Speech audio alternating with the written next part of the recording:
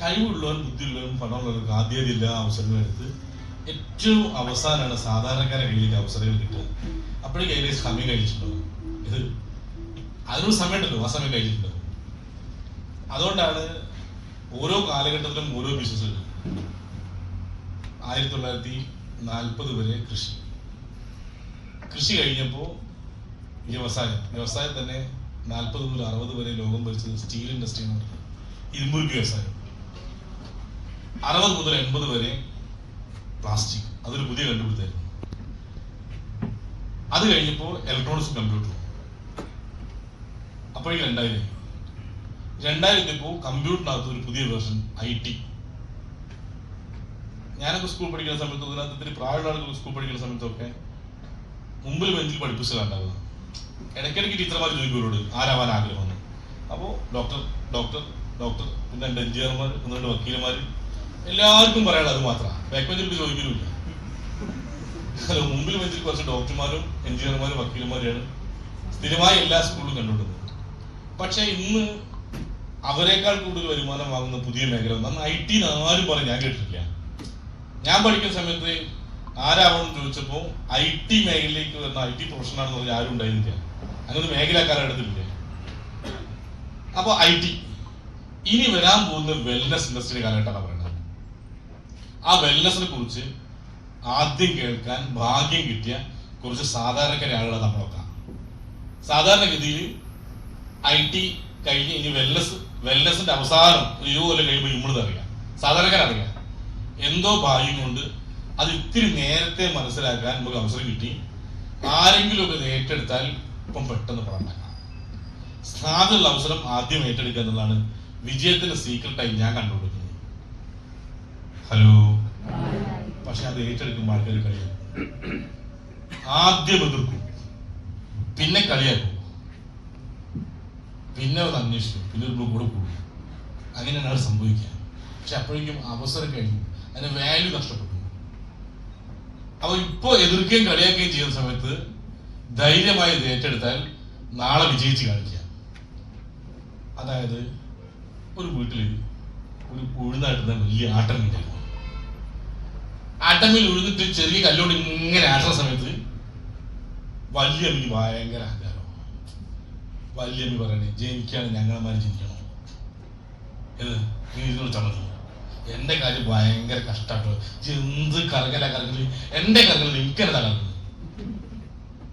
വലിയ അമ്മി കളിയാക്കില്ല. അപ്പൊ ചെറിയ അമ്മി പറഞ്ഞേ, ഈ കുട്ടിയമ്മി പറഞ്ഞേ, അങ്ങനെ കളിയാക്കി ചിരിക്കുന്നു വേണ്ട, കാലം മാറും, ഞങ്ങൾ നിൽക്കുക, ഇനി കറങ്ങി ഒരു കാലം ഉണ്ടാവും. അത് കേട്ടാ വലിയ ഈ ചിരി നിൽക്കുന്നില്ല. അങ്ങനെ കാലം ഉണ്ടാവും. ഇത്തിരി കാലം കഴിഞ്ഞപ്പോ ഗ്രൈൻഡർ കണ്ടുപിടിച്ച് ചെറിയ കല്ലിൽ നിൽക്കാൻ തുടങ്ങി, വലുത് കറങ്ങാൻ തുടങ്ങി. ഹലോ, നമുക്കൊരു കാലം ഉണ്ടാവാനുണ്ട്. അത് നിങ്ങൾ ഇപ്പൊ മനസ്സിലാക്കി. ഇപ്പൊ ആൾക്കാർ കൈകൊണ്ടേ ചിരിച്ചോട്ടെ. നാളെ ഓല് നമ്മളെ ചുറ്റും കറങ്ങുന്ന ദിവസം ഉണ്ടാവും. അതിനാദ്യം ചെയ്യേണ്ടത് ഇതിപ്പം മനസ്സിലായി, ഇപ്പം നിൽക്കാണ്ട് പണിയെടുക്കുകയും ചെയ്യാം. അതിനാര് റെഡി ഉണ്ടാവും, ഒരു ബുക്ക് വിജയിക്കാം. ഹലോ.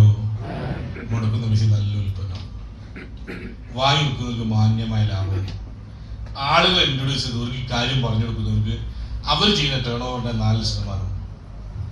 ഇത് കൊണ്ടുവച്ച് നാളെ നല്ല ഇൻകം ഉണ്ടാക്കാം. അതിനാദ്യം ചെയ്യേണ്ട പണി ഈ മേഖലയിൽ കയറി വന്ന ആളുകളെ കൈ മുറുകെ പിടിക്കുക, ഇപ്പോഴുള്ള കൂട്ടുകാരൊന്ന് വിട്ടുപിടിക്കുക. ഹലോ. സാധാരണ പല കൂട്ടുകാരുണ്ടാകുക. ഇപ്പോഴുള്ള കൂട്ടുകാർ നമ്മളെക്കാൾ മോശമുള്ള അവസ്ഥയില്ല. ആ കൂട്ടുകാരൊന്ന് തൽക്കാലം വിട്ടുപിടിക്കുക. എന്നിട്ട് വിജയിക്കാൻ കൂടുന്നവന്റെ കൈ പിടിക്കുക. അതിനാണ് പഴയ കാരണവർ പറഞ്ഞത്, ചന്ദനം ചാരിയ ചന്ദനം മണക്കും, വേറെന്തോ ചാരിയ വേറെന്തോ മണക്കും. ഇപ്പോ സ്ത്രീകൾ നോമ്പ് സമയമല്ല, അല്ലാത്ത സമയം, അടുത്ത അയൽവാസിനെ തൊട്ടടുത്ത വീട്ടുകാരെ കണ്ട് ഇന്നലെ വീട്ടിലാണ് കുറേ സംഭവം പറഞ്ഞ വിഷമത്തിൽ നമ്മൾ കരയും.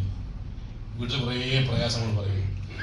നിങ്ങൾ പറഞ്ഞു കൊടുത്തു കഴിഞ്ഞാൽ ഓല അതിന്റെ ഇരട്ടി പറഞ്ഞു ഒരു പിന്നെ 2 ആൾക്കാർക്ക് ഇങ്ങോട്ട് പോലും. ഇപ്പോൾ നമ്മൾ കൂട്ടുകാർക്ക് അങ്ങനെയാണ്. നമ്മൾ പറഞ്ഞതിന്റെ ഇരട്ടി സങ്കടം പറഞ്ഞ് കരയുന്നവരാ. തൽക്കാലം ഓരോന്ന് വിട്ടുപിടിക്കുക, എന്നിട്ട് രക്ഷപ്പെടുത്താനെ കുറിച്ച് പറയാം. അതിന് ഇരട്ടി പറയുന്ന ആൾക്കാരുണ്ട്, നമ്മൾ ലീഡർമാര്, ഓരോ കൈ പിടിക്കുക, തൽക്കാലം രക്ഷപ്പെടാം. ഹലോ. പുതിയ ആൾക്കാരോട് ഞാൻ കഥ പറയാം. സീരിയസ് ഞാൻ പറഞ്ഞിട്ടുണ്ടാവും. മൂന്ന് കൂട്ടുകാർ കോഴിക്കോട് ബീച്ച് കൂടി ഇങ്ങനെ നടക്കുന്നുണ്ട്. വൈകുന്നേരം കടലൊക്കെ കുറിച്ച് കഥയൊക്കെ പറഞ്ഞ് ഇങ്ങനെ നടക്കുന്ന സമയത്താണ് പെട്ടെന്ന് കടലിൽ നിന്ന് വലിയൊരു തിരമാല പുറത്തേക്ക് വന്നപ്പോൾ അതിനകത്തൊരു പാത്രം പുറത്തേക്ക് വന്നത്. ഒരുത്തൻ ചാടി കയറി പാത്രം തുറന്നപ്പോൾ ആദ്യം ഒരു പുക വന്നു, പിന്നെ ഒരു ഭൂതം പുറത്തേക്ക് വന്നു. ഭൂതം പറയാണ് thank you very much, thank you. പിന്നെ ഒരു മന്ത്രവാദി 6 മാസമായിട്ട് പാത്രത്തിലാക്കി കടലിൽ തള്ളിയ ഞാനിങ്ങനെ ഒരു രക്ഷയുണ്ട് ഒഴുകി നടക്കുന്നു. രക്ഷപ്പെടുത്തിയിരിക്കും, എല്ലാവർക്കും നന്ദിയുണ്ട്. വെറും നന്ദിയാക്കണ്ട, രക്ഷപ്പെടുത്തിന് എന്താ വേണ്ടത് വെച്ചാൽ പറഞ്ഞു. നിങ്ങൾക്ക് ഓരോരുത്തരും ഞാൻ ഓരോ വരം തന്നേക്കാം. ഒന്നാമത്തെ ചാടിക്കറി പറഞ്ഞ് മലബാറിൽ നിന്ന് അനുഭവിക്കുന്ന ഏറ്റവും വലിയ പ്രശ്നം ചെറുപ്പക്കാർക്ക് പെണ്ണ് കിട്ടാനില്ല, സർക്കാർ ജോലിയിലേക്ക് പെണ്ണ് കിട്ടുന്നില്ല. അപ്പൊ ഒന്നാമത്തെ പറഞ്ഞു എനിക്കൊരു സുന്ദരിയായ ഭാര്യ കിട്ടിയാൽ മതി. അപ്പൊ ഭൂതമാണ് അത്ര മതിയോ, ഇതേ കുട്ടി പറയണ്ടേ പറഞ്ഞു. അപ്പൊ അവന് പെട്ടെന്ന് ബൾബ് എത്തി. ഓമ്പർ എനിക്ക് സുന്ദരിയായ ഭാര്യ വേണോ, ഇഷ്ടം പോലെ പൈസ വേണോ, വലിയൊരു ബംഗ്ലാവ് വേണോ, അമേരിക്കയിലായിക്കോട്ടെ. ഭൂതം ചോദിക്കുന്നു ഒരു സുന്ദരിയായ ഭാര്യയും കൊണ്ട് നല്ല സെറ്റപ്പിൽ അമേരിക്കയിൽ. മറ്റൊരോട് പറഞ്ഞു എനിക്കെന്താ വേണ്ടത് ചോദിച്ചു. അപ്പോൾ ലേശം കൂടി കയറ്റി വെച്ച് ഓമ്പർ എനിക്ക് സുന്ദരിയായ ഭാര്യ വേണോ, ഇഷ്ടം പോലെ പൈസ വേണോ, വലിയ ബംഗ്ലാവ് വേണോ, വീട് അമേരിക്കയിൽ വേണ്ട, സ്വിറ്റ്സർലൻഡ് ആയിക്കോട്ടെ. പക്ഷെ ഒറ്റ കണ്ടീഷൻ ഉണ്ട്, ഞങ്ങൾ നോക്കാൻ 7 സുന്ദരിമാരായ തോഴിമാർ വേറെ വേണം. ഒരു ഭാര്യ മാത്രം പോരാ, ഒരു പരിചരിക്കാൻ 7 സുന്ദരിമായ തോഴിമാർ വേറെ വേണം. അപ്പൊ അടുത്ത ഫ്ലൈറ്റ് അങ്ങോട്ട്. മൂന്നാമത്തോട് ചോദിച്ചാൽ എനിക്ക് എന്താ വേണ്ടത്. ഓമ്പർ എനിക്ക് ഒന്നും വേണ്ട, ഇപ്പൊ പോയ 2 ആൾക്കാർ അതേമാതിരി തിരിച്ചു ചിലപ്പോ പോലെയുള്ള പിടിവിടാൻ നിങ്ങൾ രക്ഷപ്പെടാൻ പോകില്ല. എന്റെ പ്രധാന പരിപാടികൾ മുതലായി വിളിച്ച് താമസിച്ച് ചുമ്പിച്ചു തവഞ്ഞ് നടക്കായിരുന്നു. ലേശം ഞാൻ വിട്ടുപിടിച്ച് നീ രക്ഷപ്പെടാൻ ഓടുന്ന കൂടെ നോക്കി ഓൻ രക്ഷപ്പെടാനുള്ള വഴി പറഞ്ഞു. അങ്ങനെ ആ പാഠം പഠിച്ച് അത്യാവശ്യം രക്ഷപ്പെട്ടുകൊണ്ടിരിക്കുന്നുണ്ട്. അതിനിടയിൽ കുറെ ആൾക്കാർ എതിർത്ത് ഇത് വിവരക്കട ചെയ്യുന്നത്. ഞാൻ എന്നോട് ചോദിച്ചു നീ വിവരക്കട ചെയ്യുന്നത് മുടക്കിന്റെ പൈസ ഞാൻ ഉൽപ്പന്നം കൊടുക്കില്ലേ? പണ്ട് ഇന്നാട്ടിലെ കച്ചവടക്കാരൊക്കെ അതന്നെയല്ലേ ചെയ്യുന്നത്. ഈ താമരശേഖരങ്ങളിലെ സകലമായ കച്ചവടക്കാരനും പൈസ വാങ്ങും, ഉൽപ്പന്നം കൊടുക്കും. അതിനല്ലേ ഞാൻ ചെയ്യുന്നത്. അപ്പൊ വിവരക്കേടുണ്ടോ? ഇല്ല. എന്റെ മനസ്സാക്ഷി എന്നോട് പറഞ്ഞു മെല്ലിങ് ചെയ്യുന്നതിൽ വിവരക്കേടില്ല, സത്യസന്ധമാണത്. വാങ്ങി വെച്ചാൽ എനിക്കൊരു ലാഭം കിട്ടുന്നുണ്ട്. എന്നാണ് എല്ലാ കച്ചവടക്കാരും അതല്ലേ ചെയ്യുന്നത്. ഓരോ കേടുന്നോ ഹോൾസെയിൽ ഉൽപ്പന്നം വാങ്ങിക്കൊണ്ട് MRP വിൽക്കല്ലേ. അതേപോലെ ഞാൻ വിൽക്കുന്ന സമയത്ത് എനിക്ക് ലാഭം കിട്ടുന്നുണ്ട്. അപ്പൊ എന്റെ മനസ്സാക്ഷി പറഞ്ഞു നീ ചെയ്യുന്നത് ശരിയാണ്. പിന്നെ പറയും ഞാൻ ഇതിനകത്തേക്ക് ആളുകൾ ഇൻട്രൊഡ്യൂസ് ചെയ്ത് ഓരോക്കെ ചെയ്യുന്ന ബിസിനസിന്റെ ഒരു നിശ്ചയ സമയം ലാഭം കിട്ടുന്നുണ്ട്. അത് ഹറാമാണോ ഹലാലാണോ? ഇതാ പ്രശ്നം. നമ്മൾ നേരിട്ട് ഇടപെടാണ്ട് ലാഭം കിട്ടുന്നത് നമ്മൾ ലാവണ്യക്കാരൻ ഇപ്പൊ കൂടണം. കാരണം ഓരോടുത്ത് ബൾക്കായിട്ട് സാധനം കൊണ്ട് വിൽക്കുന്ന എത്രയോ കടക്കാരുണ്ട്. ഓരാണ് വിറ്റ് കഴിഞ്ഞാൽ ലാവണ്യക്കാരൻ ലാഭമുണ്ട്.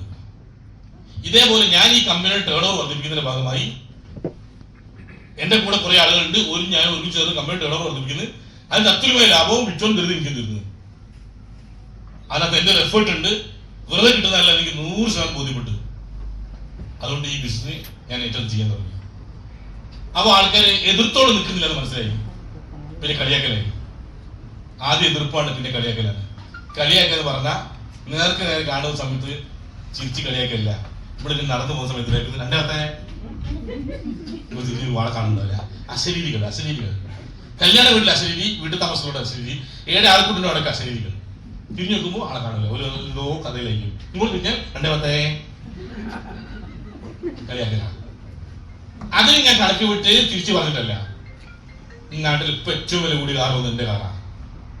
ഏകദേശം 2 ലക്ഷം കൂടി എടുത്ത് വരാനുണ്ട്. Audi A6. അതിന്റെ മുമ്പിലും ബാക്കിലും നമ്പർ 210 210. ആ നമ്പർ കിട്ടാൻ വേണ്ടി ഒരുപാട് കാത്തു നിന്ന് കുറച്ച് പൈസ കൊടുത്തിട്ടുണ്ട്. എന്നാൽ ശരി ഒരു പകാൻ പറ്റി. അത് 210 വീഴുന്ന കണ്ടോട്ടെ. കാരണം മുമ്പിലും ബാക്കിലും 210. ഇങ്ങനെ പോസിറ്റീവായി ചിന്തിക്കാനുണ്ടോ? അല്ലെ പോലെ പോയി തല്ലണോ? 210 തല്ലുകയാണെങ്കിൽ എനിക്ക് തല്ലൂടാൻ മാത്രമേ നേരം ഉണ്ടാവുള്ളൂ.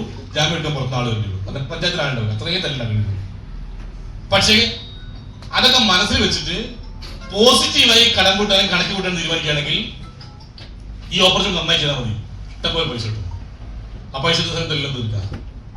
അങ്ങനെ ചുങ്കത്തുനിന്ന് താമരശ്ശേരിയൊക്കെ ആയിട്ട് തിരികെ സ്ഥലം മാറിയിടാനും ഇപ്പൊ താമരശ്ശേരിയിലെ ഏറ്റവും വലിയ വീടുകൾ ഒന്ന് വെക്കാനും അതിന് വീട്ടിലൊക്കെ ലിഫ്റ്റ് അത് ഉറപ്പിക്കാനൊക്കെ ഇപ്പൊ നമ്മൾ വെച്ചിരിക്കുന്നത്. താമരശ്ശേരി പഞ്ചായത്ത് ലിഫ്റ്റുള്ള വീട് ഇന്ന വീടുള്ളതെങ്കിൽ തോന്നുന്നില്ല. ഇതൊക്കെ ഒരു കണക്ക് വീടലാണ്. കുന്നിന്റെ മുകളിലേക്ക് വെള്ളം ചുമന്നുകൊണ്ടുപോയിട്ടാണ് ഞങ്ങൾ ജീവിച്ച ചെറുപ്പത്തിൽ. ആ കുന്നിന്റെ മുകളിലേക്ക് വെള്ളം ചുമന്നുകൊണ്ടോ പണിയൊന്നുമില്ല മോളെ നെല്ലേക്ക് കയറാൻ. പക്ഷെ എന്നിട്ട് ഞാൻ ലിഫ്റ്റ് വെച്ചെന്ന് വെച്ചാൽ ഈ മാതിരി കളിയാക്കുന്നവരുള്ള പണിയാണ്. അവരോട് വേറെ മറുപടി പറയാനില്ല. ഈ ഓപ്പർച്യൂണിറ്റിക്ക് അപാരമായ സാധ്യത ഉണ്ടെന്ന് മനസ്സിലാക്കുന്നവർക്ക് ഈ ഓപ്പർച്യൂണിറ്റി ധൈര്യമായി എടുക്കുക. ഇത് ആരെയും വേദനിപ്പിക്കാതെ നമുക്ക് ഇഷ്ടം പോലെ പണം ഉണ്ടാക്കാം. അത് മാത്രമല്ല, ഈ അവസരം കിട്ടിയവരും ഉൽപ്പന്നം കൊണ്ട് അസുഖം മാറിയുടെ ഒരു പ്രാർത്ഥനയും കിട്ടും. നമ്മുടെ ഉൽപ്പന്നം കൊടുത്ത് റിസൾട്ട് കിട്ടിയ 100 ആളുകൾ ഇപ്പോ നോമ്പിന്റെ സമയത്ത് ഹലോ നോമ്പൊന്ന് ശ്രദ്ധിക്കും. 2 ഉൽപ്പന്നം നിർബന്ധമായും നിങ്ങൾ ഉപയോഗിക്കണോ, നിങ്ങൾ വിൽക്കണോ. 1 സ്പിരുലിന ഗോൾഡും 2 ലിവഗിൻ സിറപ്പും അല്ലെ ക്യാപ്സൂളും. 1 സാധാരണ ഭക്ഷണം കഴിച്ച് ഒരു 12 മണിയാകുമ്പോൾ സാധാരണ ഭക്ഷണം കഴിക്കുന്ന സമയമാകുമ്പോൾ അപ്പൊ കഴിച്ചില്ലെങ്കിൽ ഒരു വിറ വരാനുണ്ട്. ആദ്യം കാണിച്ചാണ്, പിന്നെ ഒരു വിറയാണ്. കാലിന് മുട്ട് താഴെ തളർന്നു പോകുന്നവർക്ക് തോന്നും. സമയത്ത് നിങ്ങൾ സ്പിരുലിന ഗോൾഡ് കഴിച്ചു വിശപ്പുണ്ടാവും, ഇല്ലെന്ന് ഞാൻ പറയില്ല. പക്ഷെ ക്ഷീണിച്ചു പോവില്ല, മുട്ട് വിറക്കില്ല. നിങ്ങൾ വീട്ടിൽ പഠിക്കുന്ന കുട്ടികളുണ്ടെങ്കിൽ നിർബന്ധമായി രാവിലെ ഒരു സ്പിരുലിന ഗോൾഡിനെ പറഞ്ഞേക്കാവുള്ളൂ. പരീക്ഷകളിൽ എത്തിച്ച് അല്ലാണ്ട് പരീക്ഷയ്ക്ക് എന്താ എഴുതുന്നത് ഓർമ്മ എടുക്കുന്ന സമയത്ത് രാവിലെ കുറച്ച് കഴിഞ്ഞാൽ ചിലപ്പോൾ നഷ്ടപ്പെടുന്ന 1 മാർക്കാണെങ്കിൽ ആ 1 മാർക്കിന് വലിയ വിലയുടെ കാലഘട്ടം. അതുകൊണ്ട് സ്പിരുലിന ഗോൾഡ് 2 ഭക്ഷണത്തിന് സ്ക്രീൻ ചെയ്യുന്ന സമയം ഇപ്പം മാറില്ലേ, അത് മാറുന്നതോടുകൂടി ഗ്യാസ് ഫോമിലുള്ള ചാൻസ് കൂടുതല. അപ്പോ നിർബന്ധമായും ലിവഗിൻ ക്യാപ്സ്യൂൾ 18 വയസ്സിന് മേലെ പ്രായമുള്ള ആളുകൾ ലിവഗിൻ ക്യാപ്സ്യൂൾ. കുട്ടിക്കാണ് സിറപ്പും കുഴപ്പമില്ല. ഇനി വായിലൊക്കെ പുണ്ണുണ്ടെങ്കിൽ സിറപ്പ കുറച്ച് നല്ലത്. ഈ 2 ഉൽപ്പന്നങ്ങൾ ഈ സമയത്ത് ഉപയോഗപ്പെടുത്തേണ്ടവ, ഇപ്പൊ ഉപയോഗിക്കേണ്ടവയും ഇപ്പൊ പ്രചരണം നടത്തേണ്ടവയാണ്. കഴിക്കുന്ന മുഴുവൻ ആളുകളും ഇപ്പൊ ഏറ്റെടുത്ത് പറയും ഇതന്ന പ്രൊഡക്റ്റ് നല്ല പ്രൊഡക്റ്റാ, ക്ഷീണമില്ല. രാവിലെ നമ്മൾ ഹെവി ആയിട്ട് ഒരുപാട് കഴിക്കുന്നതിനേക്കാൾ എത്രയോ നല്ലത് ഒരു സ്പിരുലിന ക്യാപ്സൂൾ കഴിക്കുന്നത്. നിങ്ങൾ ആ ഹെവി ഭക്ഷണം കഴിച്ചാൽ ശരീരത്തിലേക്ക് മൊത്തം കിട്ടുന്ന ഊർജ്ജത്തെക്കാൾ കൂടുതൽ ഈ ക്യാപ്സൂൾ കിട്ടും. അതുകൊണ്ട് ഈ സമയത്ത് ഇത്തരം ഉൽപ്പന്നങ്ങൾ കൊടുക്കുകയാണെങ്കിൽ ആൾക്ക് അസുഖങ്ങളില്ലാതെ ക്ഷീണമില്ലാതെ അവരൊക്കെ നിർത്താനും അതോടൊപ്പം നമുക്ക് വരുമാനം ഉണ്ടാക്കാൻ പറ്റും. അപ്പൊ ഞാൻ ഈ സമയത്ത് ദീർഘിപ്പിക്കുന്നില്ല. നിങ്ങൾ കേട്ടത് നല്ല ഓപ്പർച്യൂണിറ്റിയാണ്. പ്രവർത്തിക്കാൻ മനസ്സുള്ളവർക്ക്, രക്ഷപ്പെടാൻ ആഗ്രഹമുള്ളവർക്ക് ഇതിനേക്കാൾ മികച്ചൊരു അവസരം സാധാരണക്കാർ കിട്ടാനില്ല. പ്രവർത്തിക്കാൻ മനസ്സുള്ളവർക്കും രക്ഷപ്പെടാൻ ആഗ്രഹമുള്ളവർക്കും എല്ലാവർക്കും പറ്റി പണി നല്ലത്. ചിലപ്പോൾ ആരെങ്കിലും ചിരിച്ച അപ്പപ്പണി നിർത്തുന്നുണ്ടാവും, ഒരാൾ നോ എന്ന് പറഞ്ഞാൽ അപ്പപ്പണി നിർത്തുന്നുണ്ടാവും. ഊർക്കുള്ള ഓപ്പർച്യൂണിറ്റി അല്ല ഇത്. ഇത് വിജയിക്കുന്നവരെ പ്രവർത്തിക്കുന്ന ഓപ്പർച്യൂണിറ്റിയാണ്. ഞാൻ എത്രയോ നോ കേട്ടിട്ടുണ്ട്, കുറച്ച് യെസ്സേ കേട്ടിട്ടുള്ളൂ. പക്ഷേ ആ കേട്ട കുറച്ച് യെസ് മതിയായിരുന്നു എന്റെ പ്രശ്നങ്ങൾ തീർക്കാൻ. ഏതെങ്കിലും 2 എണ്ണം നല്ലത് യെസ് പറഞ്ഞാൽ നമ്മൾ രക്ഷപ്പെടും. ബാക്കി എത്ര നോ അത് പ്രശ്നമില്ല. ഇംഗ്ലീഷിൽ ചൊല്ലുണ്ട് ഓൾ ആർ വെൽ ദാറ്റ് ടെൻസ് വെൽ. അവസാനം നന്നായാലെല്ലാം നന്നാവും. അതുകൊണ്ട് അവസാനം ഭംഗിയാക്കാൻ കെൽപ്പുള്ള 2 ആളുകളെ ഈ ഓപ്പർച്യൂണിറ്റി കൊണ്ടുവരാൻ ഇന്നോ നാളെയോ വരും വർഷങ്ങളൊന്നും കഴിഞ്ഞാൽ നിങ്ങൾ അവസാനം ഈ ഓപ്പർച്യൂണിറ്റി വിജയിക്കും. അതുവരെ ഈ ഓപ്പർച്യൂണിറ്റി ഒപ്പം കേട്ട് മനസ്സിലാക്കി കൂടെ ഒന്ന് ലീഡേഴ്സിനെ കൈപിടിച്ച് ഒപ്പം നിന്ന് കഴിഞ്ഞാൽ വിജയിക്കണം മാത്രമേ ഈ ഒരു സമയത്ത് എനിക്ക് നിങ്ങളോട് പറയാനുള്ളൂ.